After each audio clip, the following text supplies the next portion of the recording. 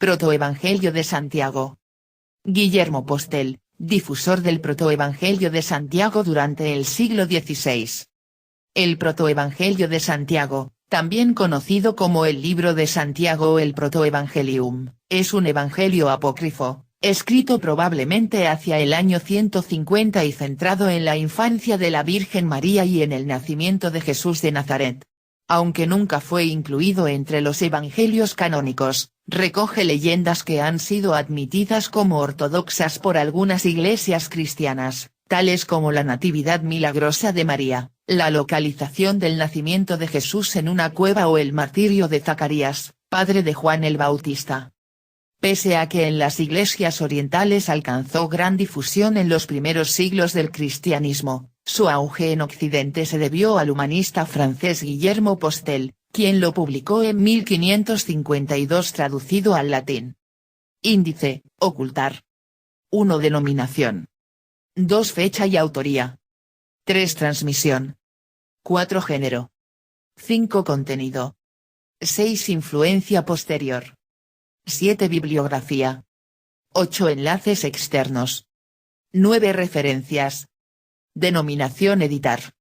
La denominación más nueva conocida para este evangelio apócrifo es la del Libro de Santiago, utilizada por Clemente de Alejandría y Orígenes. El término protoevangelio fue utilizado por primera vez por Guillermo Postel en 1552 al considerarlo un prólogo del Evangelio de Marcos. 1. Fecha y autoría editar. El texto tiene un epílogo en que se declara su autoría, y yo, Santiago, que he escrito esta historia. El personaje mencionado aquí es, según la tradición, Santiago, pariente de Jesús, identificado por algunos con Santiago el Justo. Los estudiosos actuales, sin embargo, creen que el texto fue escrito mucho más tarde, durante el siglo II, por un cristiano procedente del paganismo, desconoce las costumbres judías, y que ignoraba el hebreo, pues usó como fuente la Biblia griega de los 70. Es muy probable que utilizara también como fuentes los evangelios de Mateo y Lucas.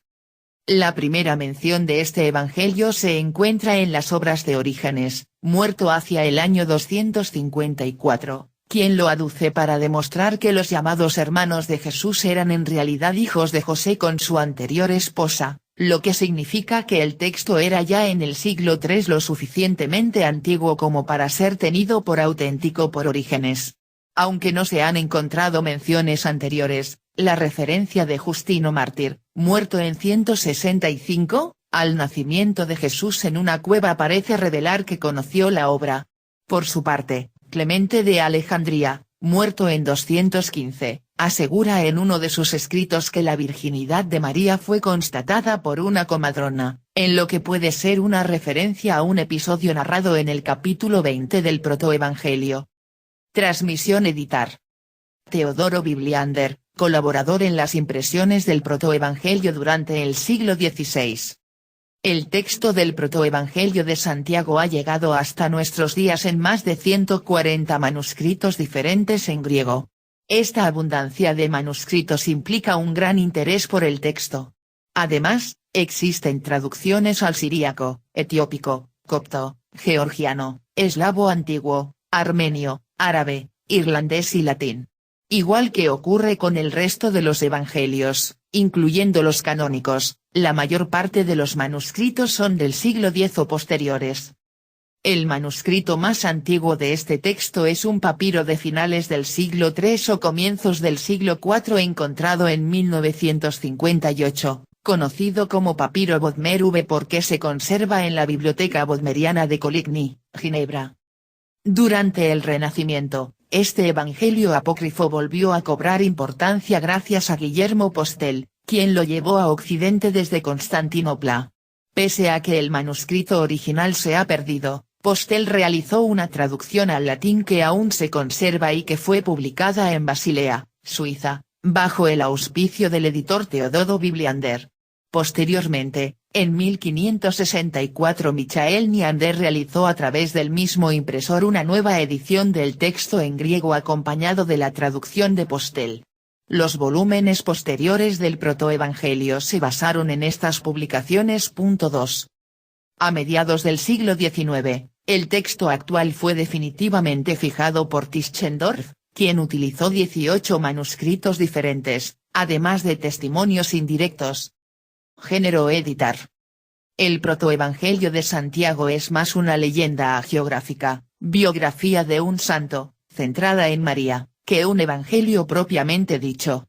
Suele contarse entre los llamados apócrifos de la Natividad, de los cuales es el más antiguo y el modelo principal. Otros evangelios de la Natividad son el Evangelio del Pseudo Mateo, el libro sobre la Natividad de María o el Liber de Infancia Salvatoris. Contenido editar.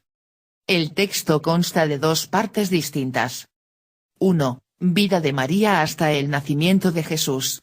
Narra la historia de la concepción milagrosa de María, caps. IV. Sus padres, Ana y Joaquín, ya eran ancianos cuando Dios les concedió tener descendencia. Después relata la infancia de María, Vivi, quien es puesta bajo el cuidado del templo desde los 3 años de edad. Se casa con José, quien se compromete a protegerla y a respetar su virginidad. De él se afirma que es viudo y tiene varios hijos. En realidad en los evangelios canónicos no hay prueba de que José se case antes del nacimiento de Jesús con María. 2. Nacimiento de Jesús. Se describe luego el episodio de la Anunciación, con algunas variaciones con respecto al Evangelio de Lucas, la visitación, las dudas de José y la aparición en sueños del ángel. En los capítulos X, V y V José es acusado por el escriba Anás de haber violado a María, y tanto José como María deben someterse a una prueba para demostrar su inocencia, un pasaje que no figura en los evangelios canónicos. A partir del capítulo 17 se narra el nacimiento de Jesús y los episodios de la llegada y adoración de los magos. Sigue la matanza de los inocentes y el martirio de Zacarías, padre de Juan el Bautista. La obra se cierra con un epílogo, capítulo 25, en el que Santiago se presenta como autor e indica que compuso la obra cuando se retiró al desierto para huir de un motín que se produjo en Jerusalén tras la muerte de Herodes. El protoevangelio tiene una finalidad apologética. Se trata de defender a María de las acusaciones que contra ella hacían tanto judíos como paganos, y que son registradas por Orígenes en contra Celso. La madre de Jesús habría sido una mujer pobre e ignorante, adúltera y repudiada por su marido, que habría dado a luz a un hijo ilegítimo de un soldado romano. Para rechazar estas acusaciones, el autor del protoevangelio enfatiza la santidad de María y, sobre todo, su virginidad, incluso después del parto. Salomé, un personaje que aparece también en Marcos, citada entre los asistentes a la crucifixión, comprueba empíricamente tras el parto la virginidad de María, capítulo 20. La redacción de este evangelio tiene sin duda relación con los inicios del culto mariano. Algunos autores encuentran en este evangelio influencias del docetismo. Influencia posterior editar. Del protoevangelio de Santiago proceden muchas creencias tradicionales acerca de la vida de la Virgen María, empezando por los nombres de sus padres, Joaquín y Ana, o escenas de su vida después ilustradas por el arte cristiano, como su presentación en el templo, Capitán B. La Natividad de Cristo es también situada con frecuencia en una cueva en las representaciones del arte occidental, siguiendo una tradición que procede del protoevangelio de Santiago. Bibliografía editar. González Casado, Pilar, González Núñez, Jacinto, Isarte Hernández, Consolación, 1997. El protoevangelio de Santiago, primera edición. Madrid, España, Editorial Ciudad Nueva, Fundación San Justino. p. 221. ISBN 8489651248. Enlaces externos editar.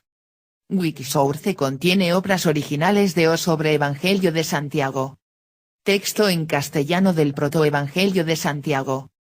Texto francés, con introducción y comentarios en el mismo idioma, en el sitio de Philippe Remacle, 1944, 2011. Referencias editar. Volver arriba Carter, Joseph, 2004. Evangelios apócrifos. Málaga, Sirio. Volver arriba Guzmán Balaguer, Arturo, 2013. El Código de la Biblia, los enigmas de las Sagradas Escrituras. Buenos Aires, Ediciones Lea. Categorías: Evangelios apócrifos, libros del siglo I y textos cristianos del siglo II.